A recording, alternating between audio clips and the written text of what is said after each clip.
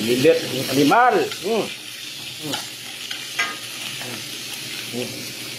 Hoy! Ang ulam namin ngayon ay isda.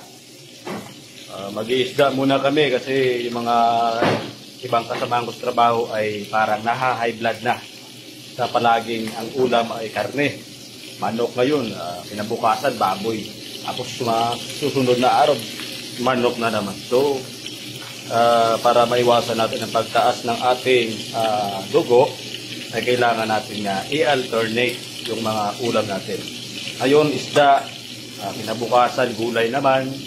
Ako susunod na araw, karne, ganun.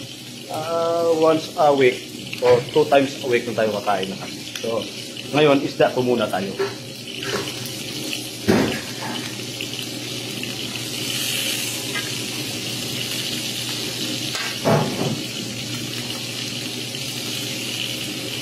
Bumilit yung animal.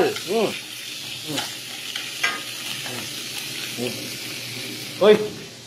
Iwan sila yung mga bulat. Isi, kung paano niya,